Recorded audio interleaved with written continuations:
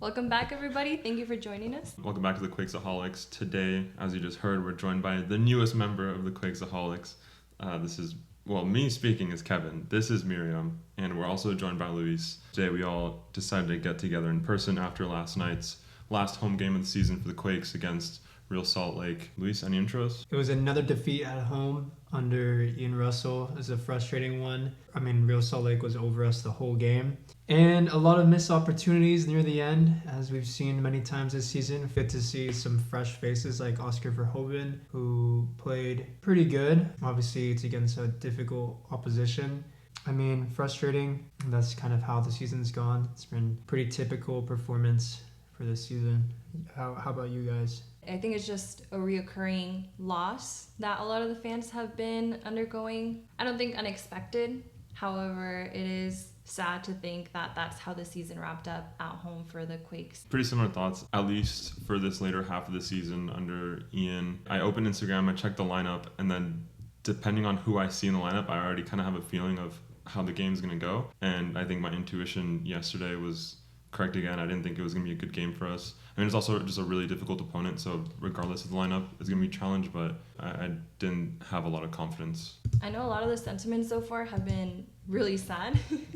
Yeah. And disappointing, but I will be honest and say that considering it was a bigger opponent than the ones in previous matches at home, they held up their stance better than I had expected going into this game. At least for the first half. I feel like we got out of the first half pretty lucky for it to just be 0-0. Compared to other teams, Salt Lake City had a lot more defensive structure. They had a really high but compressed block between the defense and the midfield, and getting through that for us was a bit difficult. It did have a downside and exploit, which was leaving a lot of space behind them, and so it made it really easy for Hernan to just send long balls. And Espinosa, he's just really good at chasing long balls in space, and it made that pairing look really strong. But I do think it's probably a little bit more indicative of Espinosa just having a really good strong suit there. But apart from that, I don't feel like we had any clear chances or any real game plan to get past the defense. And Salt Lake City was really good about moving the ball around, getting into our half.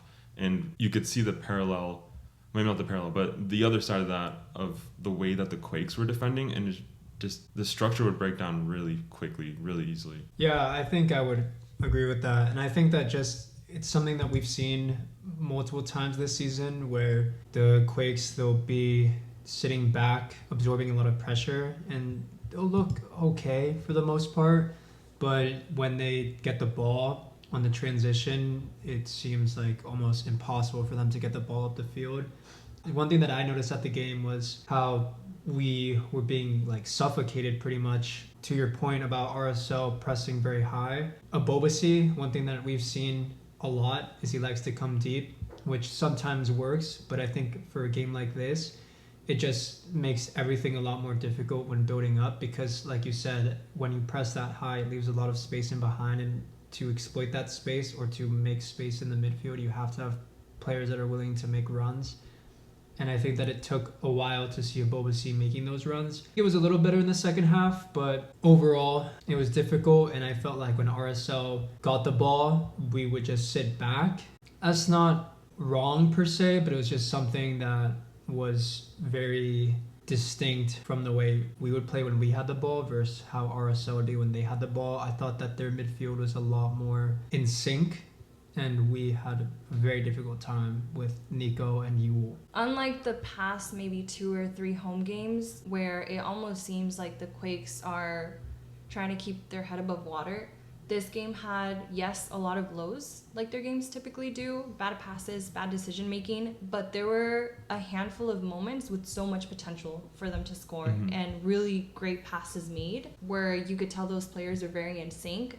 However, most of the game, they were very much out of sync. And the interview that Paul Marie gave last night, he references all of them playing different instruments, and that's very much a visual representation of how they played on the field. It was very much like everyone had a different objective. Everyone was just very out of tune with each other, which is a really big weakness that we've seen throughout a lot of the games. I think we all heard that on the car ride back, and we're like, yes, that is exactly what happened. It feels like when we go play pickup, and you just throw the more energetic and who wants to play the most, and everyone's just doing their own thing. Yeah. That's how at least last night specifically felt.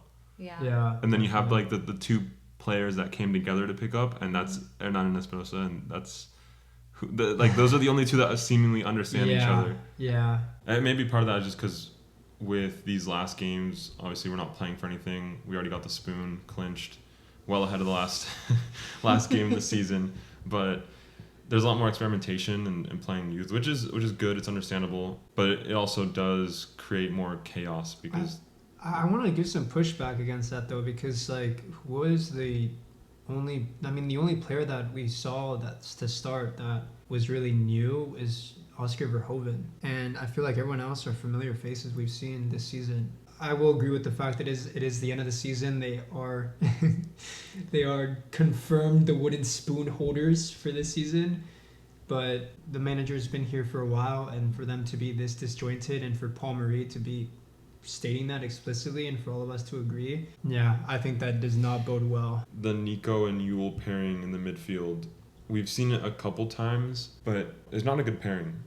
Neither of them are the clear defensive responsibilities and the clear ball distributor, which I think we get a lot more of that when Gresso is available, where he is the 5 or the 6, depending on what language you watch the game in. And then Yule would be more the distributor. And I think that the Venn diagram of defensive contributions to them is just not great. And I think we really saw they just weren't in sync when we were defending, and then the attack wasn't in sync when we were trying to create goal scoring opportunities. Yeah, I think Gresso was definitely a big miss this game. Him, Benji, and maybe Daniel Muni are probably the biggest beneficiaries of Ian Russell's appointment. This is the picture that best illustrates what Paul Marie was saying. This was when Hernan sent that sort of long ball to the sideline on the right side, and Espinosa popped it up with his head and then got a touch with his foot, and then the defender kind of like the RSL defender ran off the field. Yeah. Kind of like a body mag. Yeah, definitely. And then he passed back to Bobasi that Verhoeven recovered, passed it to Marie. Marie is in a really great position to send the cross in. And while he's running up, Hernan is running back to the edge of the box. Bobasi is running back to the edge of the box. Espinosa is still recovering his position because he did the sprint down and the cutback. And then Marie sends this great cross into 4 RSL defenders, and there's just no one there to at least contest that ball. Yeah, and it's clearance practice. Yeah. The center backs. Like that's Yeah. all this really is. Yeah. It was so frustrating in the moment, and then I was watching the highlights back this morning, and it just reawakened all that frustration from yesterday. That's a reflection of the team's, I think, morale at this point, where, they've just had a really difficult season. No one can argue with that. And no one's done anything to try to mitigate that lack of morale for the team. So it's one of those things where they decided, right? Like, kind of like the quote where they say things can happen to you, but ultimately you're the one that decides what you do with that. I think no one could choose to, you know what, I'm going to go in, end the season right. We're at least going to get this last win. No one had that desire to get there. I think everyone is just tired. Almost went into it giving up already and wanting this season to be over. And I think that was the overall sentiment that you saw in the field. Yeah, I agree. What it comes down to is, like, obviously the results aren't there. And the question is, why not? And I definitely think, like the morale and like just the state of the team right now is definitely a contributing factor. And I think that it is the best for all the players and for everyone for the season to just be over with and to start a new one. Towards the end of the game, I don't remember what minute it was, on the Ultras side, the south side of the stadium, there was a banner that came up that said Ian 2025.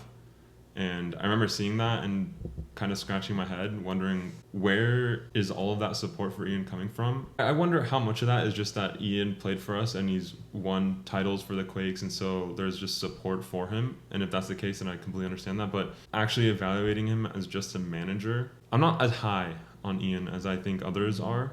And I get that he has a really good record. Where was that? Reno, right? Before coaching for the Quakes, but whatever that was in the past, like, we're just not seeing that. I haven't been impressed either, to be honest.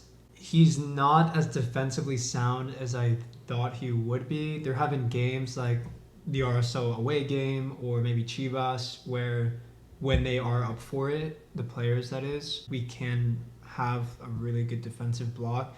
or when we got the clean sheet against Chicago. I remember at the end they were putting on pressure, but we were good at getting back. Gresso was a big part of that as well, and all those performances. But I still think that, on the ball, there's a lot of disorganization. And I just think that if you look at these numbers, and I know you have some numbers to show us, but it just doesn't feel like defensively, which was the biggest complaint or critique of Luchi, there has been enough of an upgrade to really merit him being appointed the permanent manager. Of course, this isn't his squad per se, but even then, I question what he's done with what he does have at his disposal. A lot of questionable substitutes. At the beginning, I think like some of the novelty of those substitutions were interesting, but I think as the seasons come on, I just don't really see them paying off. There have been some good things that he's done, don't get me wrong. I mean, Benji at right back, who would have seen that? And for him to do that well in big games was very, very impressive. And that is something that you do have to credit Yun with. But overall, sometimes, the Skahan at striker, yeah, he makes good runs, but I just question some of the substitutions that he makes. And I feel like sometimes he's too wants to put on energy or like just fresh players all the time, and I think sometimes the trade-off of like talent is just too big, and I don't think you can just throw on people who are fully fit and think that it's just gonna lead to goals. The fact that a lot of Luchi's lack of success, now seeing Ian having to step in and then making bad decisions, I think a lot of it is a culmination of being set up not for success, and it goes back to Matias. And I think when there was an opportunity to bring on a perfect team, Matias frauded it, in my opinion. Didn't bring the players he needed. He brought the players he wanted. Yeah, he brought the players he wanted. And I think not seeing results from that season led to a lack of resources and a lack of desire to reconfigure the team again. And so although Luchi had a lack of success this year, which resulted in him leaving, we almost made it to playoffs. Oh, we did. We did make playoffs. Technically, yeah. Playing game. So, with an asterisk. Which was really great. I think it had been a long time since the team had gotten to that point. 2021, I think, before that. I think so, yeah. And considering the fact that he did that with a team that wasn't his was really great. We could touch on the different factors that I think contributed from getting to playoffs and then having a season where we got the spoon. Yeah.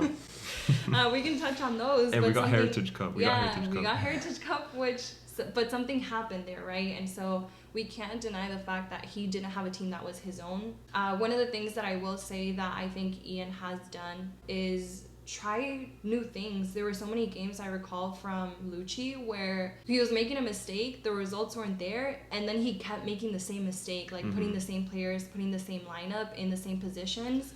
And so what's going to happen? You're going to get ultimately the same results if you're making the same decisions. So that's something that I did see immediately from Ian, is kind of testing what it would be like to have different players substituted that typically weren't part of the starting 11. A big example of that is Abobasi. I think Abobasi is really motivated by not starting, because every time he doesn't start and then is substituted on, he plays phenomenally. He plays seemingly inspired and wanting to contribute. So I never saw Luchi ever take Abobasi off, even when he wasn't really contributing and nothing was coming from him being in the starting 11. The one game I do remember Luchi doing that was against Seattle at home. And I remember that because Abobasi subbed in, he scored, and then he didn't celebrate the goal. But there's something about that, that I feel like Luchi never caught on to and never made changes. So I do commend Ian for making those substitutions and kind of testing what he could with the team that he had. Because again, he doesn't have the team that would be ideally his. He doesn't have the budget that Matias did back then. He doesn't have those abilities.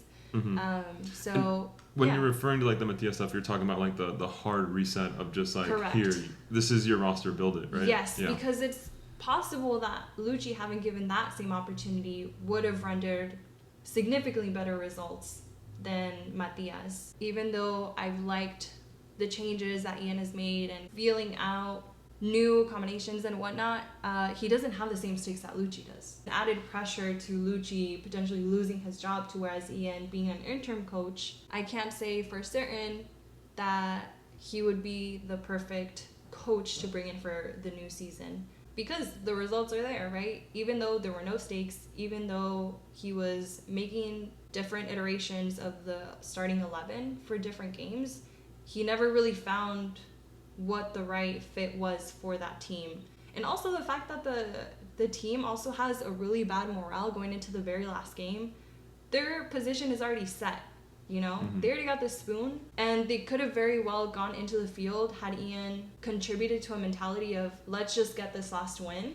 And that wasn't there. So I can't imagine Ian doing that in a circumstance where the stakes are high. And of course, we're making a lot of assumptions because we don't know what's being said in the locker room. It's not an apples to apples comparison because Luchi was very much playing for the job. Ian, he's playing for a potential job, but I feel like even if we get a different coach, there's probably still somewhere in the organization that he will land. Similar to when Alex Cavello stepped out of the interim role. What was that, 2021, I think, or 22? Yeah, it was 22. So we don't know everything, but we're judging it off of what we do see. And I'm going to show you guys the numbers now. And this left column is just all the games that we've had.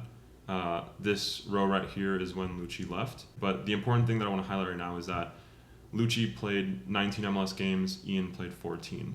And Ian still has one last match day at LAFC. 11 points to 10 points. Luchi had 5 more games, so that does look better for Ian on a points per game basis. In terms of goals for and goals against, I think that was Luchi's biggest criticism, that we were leaking a lot of goals. I remember we were making the jokes of, yeah, the social media team is doing the this is 50 hashtag, and then we were saying, oh yeah, this is for 50 because we're almost at 50 goals against. And this was on the at LAFC game where we conceded 6. So the morale was low, and we were there in person, so it couldn't have been any worse for us. Which brings a negative 18 goal differential.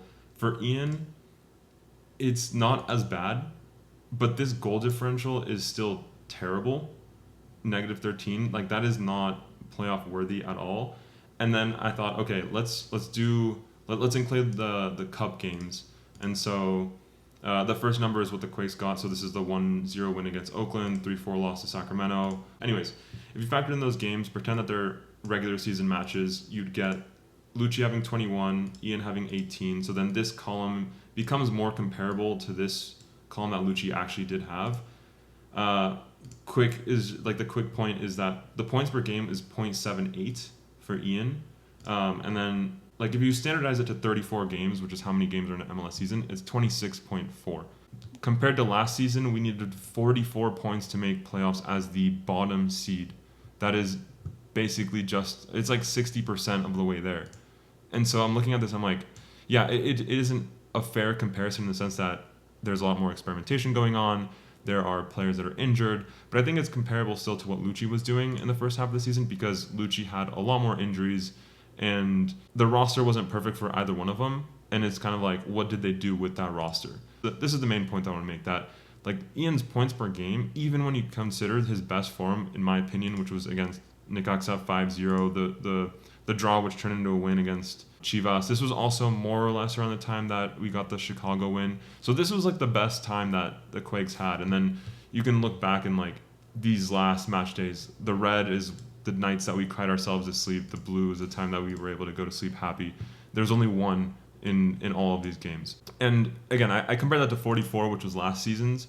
It's even worse when you compare it to this season. This is a screenshot of the standings right now. Everyone that is in this top 9, this is clinched. Even if Austin win their last game, they can't make it in. So if you assume that, and again, Portland has 2 more games because 34 games in a season. They're at 32. They already have 45 points. We can assume that they lost, or if they do lose these next 2 games, that means that the bar is still 45 points. And it can be higher than that. And like, this isn't even close to that. Like these numbers under Ian aren't close to that. So I just don't understand why there's so much support for Ian given these numbers. And again, it might be because he won championships. It might be for reasons X, Y, and Z.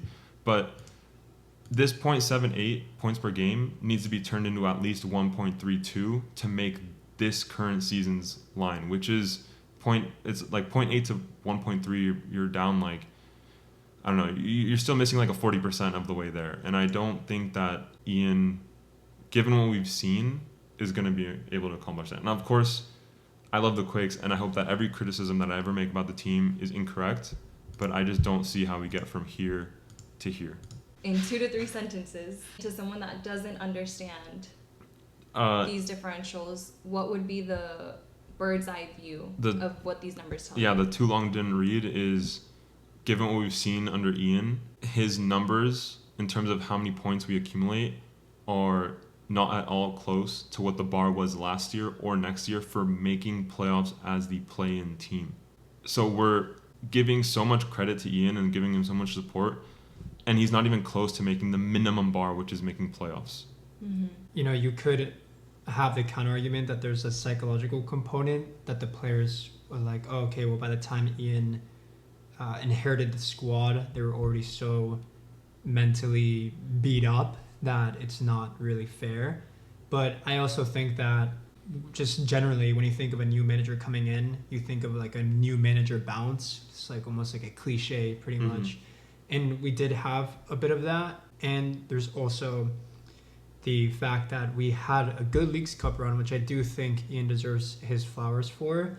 But I think that those are 2 examples of opportunities that Ian had to psychologically kind of reinvent the team for the season, and maybe it happened like a little bit for like a few games, but then after that it just went right back to where it was. He had, you know, some moments where the team was playing better, but he wasn't able to turn that into consistent progress. Earlier in the episode, I referenced how is it that with Luchi's first season, we made playoffs, and then we had the fall off of getting spooned for this season, and I referenced a few factors that would contribute to that, one of which Kevin has also referenced, and that is a lot of injuries, one of which was Daniel's for a lot of this season when Luchi was here, and no one can debate the fact that he is one of the most critical contributors to the team.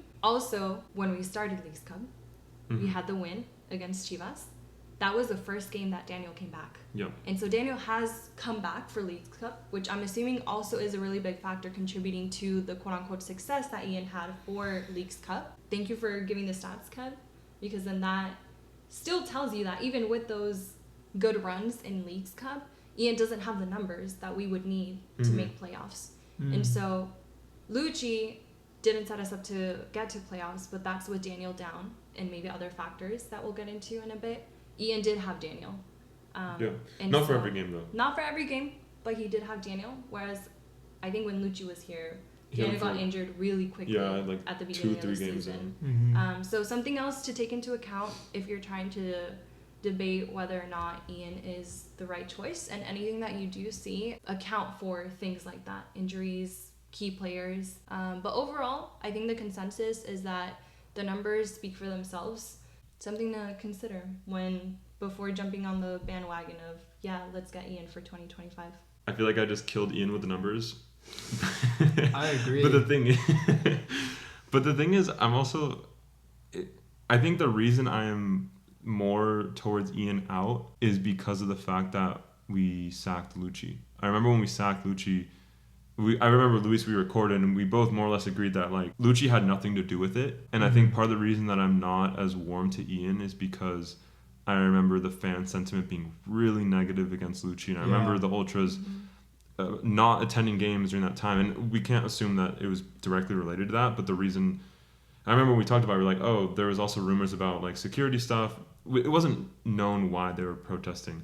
But then as soon as Luchi got sacked, they came back the next game, which made me think, okay, maybe it was because they didn't want Luchi. And now, like, if they're supporting Ian, it's like, I don't know. It's just the fans that were Luchi out and are now Ian in. I just don't understand it.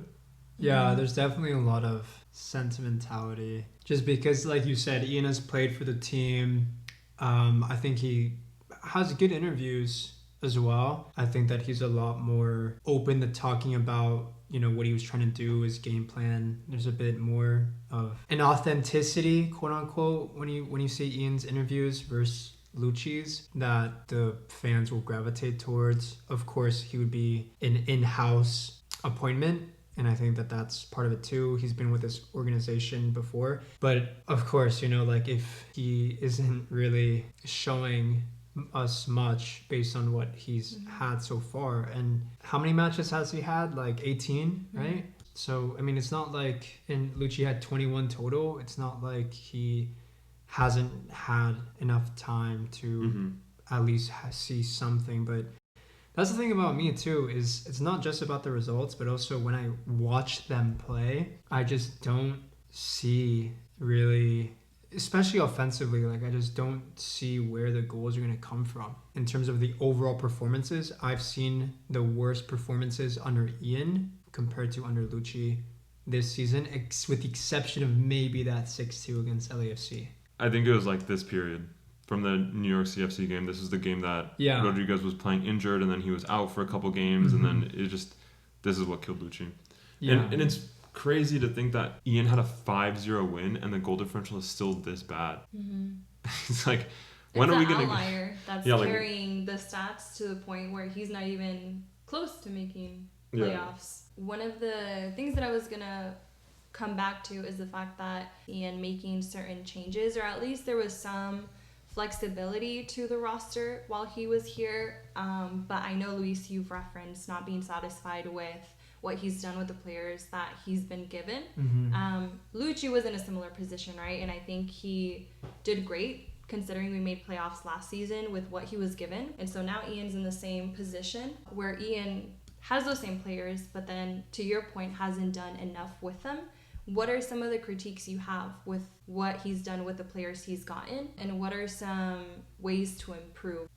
Some big ones, like we talked about earlier, are his substitutions. Just last night, Preston Judd, that opportunity he misses at the end of the game is something that we've seen so many times, to where when he had that chance, I don't even get excited because it's just like he's going to miss. He's consistent at missing. Credit though for, he's introduced Daniel Muni into the team, which I think that Daniel Muni has probably had the most meteoric rise of any player on the team. Whether that would have happened under Luchi or any other manager, regardless, is hard to say. But I just think that overall, the team just looks very disjointed. I mean, Hernan seems to be just trying to do like Hollywood ball. Like he just does things that, would be cool in like a montage or something. And there's just a lot of undiscipline from Hernan. And of course, he's the most talented player, that's obvious. But, if he's not going to stay disciplined to a game plan,